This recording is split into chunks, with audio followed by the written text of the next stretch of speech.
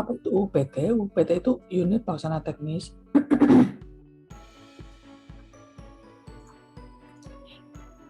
Nah, dia tugasnya tuh khusus gitu teman-teman ya, teknis operasional di lingkungan kementerian tersebut. Nah, ketentuannya diatur dengan peraturan menteri.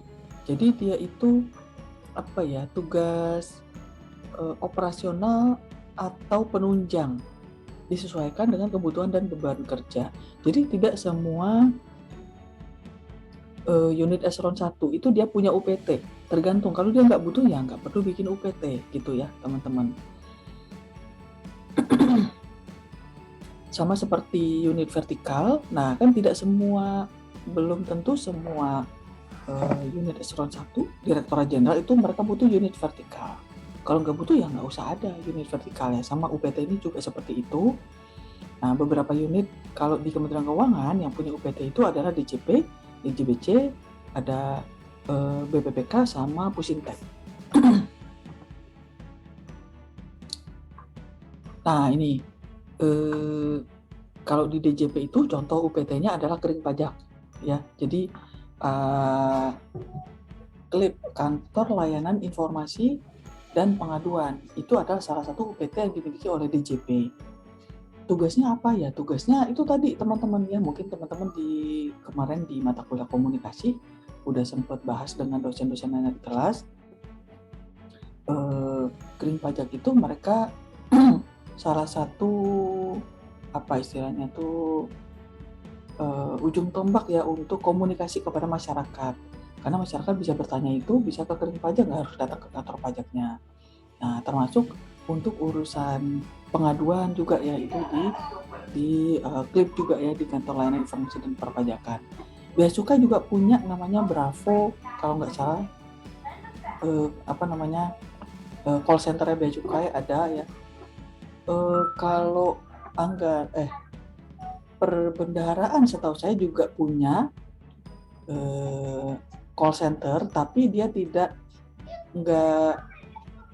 dibentuk UPT sendiri ya kalau untuk perbendaharaan seingat saya ya. Kemudian, nah untuk yang BPPK ini ada UPT itu adalah kalau saya nggak salah Pusdiklat Pusdiklat gitu. Kalau Pusintek UPT-nya apa ya? Aduh saya lupa UPT-nya kalau Pusintek. Oke, kemudian sekarang kita masuk ke staf ahli. Nah, staf ahli ini dia di bawah dan bertanggung jawab kepada menteri atau menteri koordinator, tapi dia dikoordinasikan. Jadi bukan di bawah, tapi hanya dikoordinasikan melalui sekjen atau sekretaris menteri gitu. Nah, tugasnya apa? Tugasnya ngasih rekomendasi terhadap isu strategis. Jadi dia nggak teknis banget kerjaannya, tapi semacam staf ahli ini ya staf yang ahli gitu ya teman-teman ya. Jadi dia sebenarnya bantuin menteri, cuman dia nggak khusus untuk yang isu-isu strategis saja kepada menteri. Nah, untuk Kementerian Keuangan ini ya, Menteri Keuangan Bu Sri Mulyani dia punya staf ahlinya ada 9 ya teman-teman. Ada bidang peraturan dan penegakan hukum pajak, kepatuhan pajak, pengawasan, penerimaan negara, keluar negara, ekonomi makro dan keuangan internasional, jasa keuangan, pasar modal, opti, dan hukum hubungan kelembagaan. Nah ini dia, jadi ada 9 teman-teman staf ahlinya Bu Menteri. Mereka tidak punya, mereka ada staf, maksudnya mereka punya bawahan, para staf ahli ini biasanya ada beberapa ya, tapi nggak banyak banget juga ya teman-teman ya. Ada tim kecil pelaksana lah gitu kira-kira teman-teman biasanya para staf ahli ini. Kemudian mereka biasanya kayak bikin kajian gitu ya teman-teman, kemudian membantu menteri dalam mengatasi misalnya ada isu apa, ada permasalahan apa terkait bidangnya masing-masing ini kepada Menteri Keuangan gitu. Dan juga si staf ahli ini mereka juga membantu mengkoordinasikan istilahnya gitu ya eselon 1 yang ada di bawah menteri gitu. Kayak misalnya di sini kan ada pajak, ada 3 nih ya teman-teman ya. Jadi yang pengaturan penegakan hukum pajak, kepatuhan pajak, sama pengawasan pajak. Nah, 3 orang ini ini bantuin DJP istilahnya gitu. Bantuin menteri untuk ngurusin DJP. Nah, kira-kira gitu ya, teman-teman. Kemudian bidang penerimaan negara ini ya berarti penerimaan negara yang selain pajak. Karena yang pajak kan udah diurusin sama yang 3 di atas. Nah, yang ini yang selain pajak apa kira-kira? Apa kira-kira teman-teman? Selain pajak, penerimaan negara selain pajak apa? Hibah, Bu. Laba PP, Bu. BUMN. Ya? PNBP, Bu. PNBP, betul sekali. Terus apa lagi? Laba BUMN, Bu. Ya? Laba BUMN. Oh, laba BUMN. Ya, apa lagi? Bea cukai, Bu. Bea cukai, betul sekali Mbak Dian. Ya, seperti itu ya teman-teman. Nah, kemudian ini yang pengeluaran negara, ya berarti alokasi kepada kementerian-kementerian ya. Ini di bawah ini ada kok nanti ya. Nah, ini dia peraturan dan penegakan hukum pajak ya, berarti lebih ke hukumnya ya, kepada law enforcement. Kalau yang kepatuhan pajak ini ya gimana mengamankan mengamankan penerimaan ya, sama gimana caranya meningkatkan kepatuhan perpajakan. Kemudian pengawasan, ini ya pengawasan penerimaan pajak itu ya berarti yang terkait dengan keberatan banding, apalagi tuh penerimaan negara ini ya, penerimaan negara selain pajak mungkin ya, kemudian pengeluaran negara. Kalau ini ekonomi makro dan keuangan internasional, makro ya teman-teman, maksudnya ekonomi makro itu ya tidak hanya penerimaan dan pengeluaran negara, tapi juga seperti misalnya inflasi, kemudian apalagi ya, dan seterusnya ya, sama keuangan internasional. Nah, jasa keuangan dan pasar modal ya, pasar modal, kemudian jasa keuangan termasuk asuransi, kemudian apalagi ya, asuransi, pembiayaan ya, kayak yang simpan pinjam gitu. Nah, kalau ini organisasi, birokrasi, dan TI. Jadi ini yang terkait reformasi birokrasi juga masuk sini nih. Jadi organisasi Kementerian Keuangan seperti apa, nanti koordinasi dengan Sesjen ya, mungkin Biro Organisasi dan Tata Laksana itu masuk sini ya. Reformasi birokrasi termasuk TI juga. Hukum dan hubungan kelembagaan, ini ya hubungan dengan institusi yang lain. Nah, ini yang tahun 2018 ya, PMK 217 ini agak berbeda sedikit dari yang Perpres terbaru ya. Nah, ini dia, jadi agak ada perbedaan sedikit. Nah, ini dia staf ahli Kementerian Keuangan ya, ada Pak Sudarto. Ini kayaknya beliau yang kemarin Pak Sudarto ngisi apa ya kemarin, saya lupa gitu. Ada Pak Suminto, Pak Wempi, Pak Nurfansa, Pak Ion Arsa, ini dari DJP, Pak Iwan, ini juga dari DJP nih. Ya, ini dia ya, para pejabat staf ahli di Kementerian Keuangan. Oke, tadi kalau ada namanya staf ahli, sekarang ada staf khusus. Nah, apalagi nih gitu. Staf khusus itu mana nih? Jadi dia di Menteri atau Menko itu mengajukan usulan jumlah staf khusus kepada Presiden. Kemudian melalui Menteri Sekretaris Negara. Kemudian masa jabatannya sama dengan masa jabatan menterinya atau Menko-nya, diberhentikan oleh menteri atau Menko-nya. Nah, dalam hal staf khusus diberhentikan sebelum masa jabatan berakhir, maka yang bersangkutan melapor secara tertulis kepada Presiden. Jadi harus lapor kalau mau berhenti, gitu intinya ya. Nah, ini dia.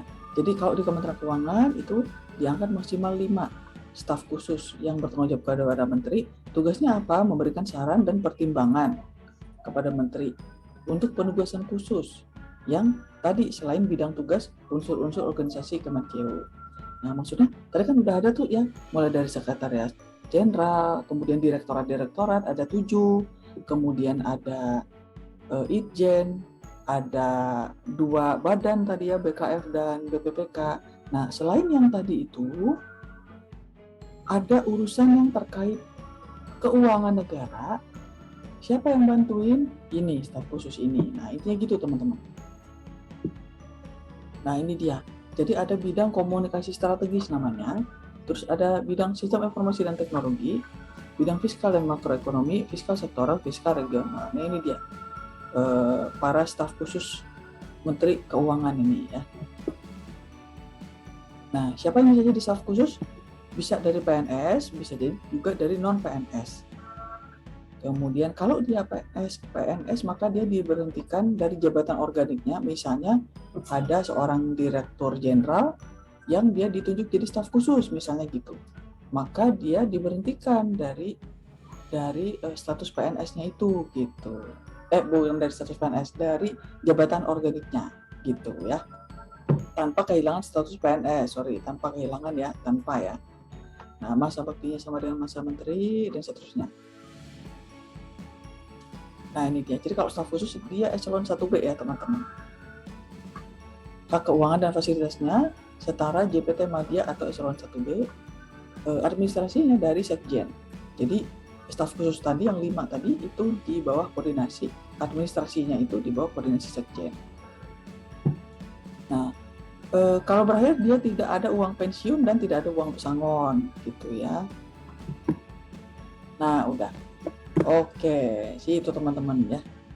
Siapa aja sih staf khusus Kementerian Keuangan? Nah, ini saya nggak apa nih. Kita lihat di. Nah, ini dia ya teman-teman ya. Ini saya ambil dari kemenkeu.go.id.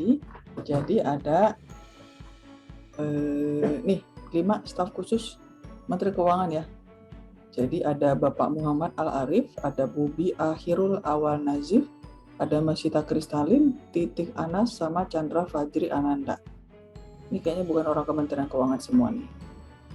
Nah, jadi 5 orang ini merupakan staf khusus yang membantu Bu Menteri menyelesaikan isu-isu permasalahan yang terkait keuangan negara yang mungkin tidak termasuk ke dalam tugas dan fungsi dari instansi yang berada di bawah Kementerian Keuangan yang lain gitu. Jadi tapi dia juga hanya ngasih rekomendasi aja sifatnya ya, staf khusus ini. Ini dia ya teman-teman. Kalau saya sempat searching tadi seperti siapa ya, misalnya tuh ada yang dia tuh ex deputi Bank Indonesia gitu-gitu ya. Jadi latar belakang orang-orang ini, mereka ini adalah orang-orang yang ahli di bidangnya gitu ya teman-teman ya. Kemudian, nah ini ada yang menarik teman-teman, ada tenaga ahli Menteri Keuangan. Nah tadi nggak ada ya di materi yang saya jelasin, nggak ada ya teman-teman ya tenaga ahli ini. Di sini di berita ini dikatakan bahwa ada 2 nih, Mirza Aditya Suara sama Kiki Friko. Dia menjadi tenaga ahli Menteri Keuangan bidang jasa keuangan sama tenaga ahli Menteri Keuangan bidang industri dan perdagangan internasional. Nah, apalagi nih tenaga ahli Menteri Keuangan? Jadi nggak ada tuh ya di Perpres berapa tadi?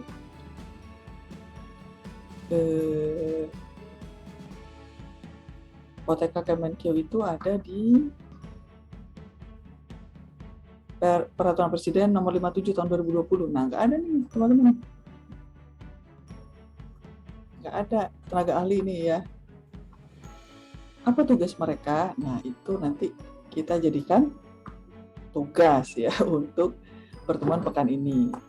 Tapi jangan khawatir, tugasnya kelompok bukan perorangan ya. Nanti saya bagi kelompok di LMS. Silakan nanti teman-teman diskusikan di dalam kelompoknya. Coba cari tenaga ahli ini siapa. Tugasnya apa, bedanya sama staf ahli dan staf khusus. Jadi staf ahli udah ada, staf khusus ada lagi gitu ya. Tapi masih butuh lagi namanya tenaga ahli menteri gitu.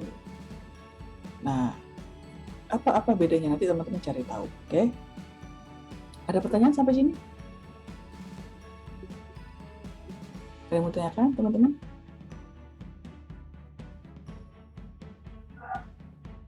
Nggak ada? Oke, kalau nggak ada berarti kita cukupkan dulu sampai di sini. pertemuan ke-8 ya tentang Kementerian Negara dan Kementerian Keuangan. Nah, tadi mudah-mudahan teman-teman paling nggak sedikit banyak bisa tergambar ya bagaimana struktur organisasi Kementerian Negara. Tadi saya yakin tuh baru tahu ya kayaknya ya. Ternyata ada 4 kelompok ya kementerian ya. Kirain presiden langsung aja udah menteri gitu ya. Ternyata ada pengelompokannya. Kemudian tadi ada kita kenal juga istilah deputi ya. Kalau di DJP nggak pernah dengar kata deputi ya, tapi ternyata di Kementerian Kelompok 3 dan di Kementerian Koordinator ada tuh istilah deputi. Nah, tapi dia sebenarnya sama, cuman beda nomenklatur aja ya, beda penamaan aja, tapi mereka sama-sama eselon 1 juga. Oke, baik, mungkin begitu teman-teman. Kalau tidak ada pertanyaan lagi, saya akhiri ya untuk pertemuan kali ini. Sampai ketemu pekan depan. Jangan lupa tugas kelompoknya nanti dikumpulkan. Untuk lebih jelasnya nanti ada di LMS ya. Pembagian kelompoknya juga nanti di LMS. Saya kasih tahu ke Mas Rehan nanti pembagian kelompoknya. Baik, saya mohon maaf kalau misalnya ada salah-salah kata, salah-salah perbuatan. Sehat-sehat semuanya ya teman-teman. Sampai ketemu pekan depan. Saya akhiri. Wassalamualaikum warahmatullahi wabarakatuh.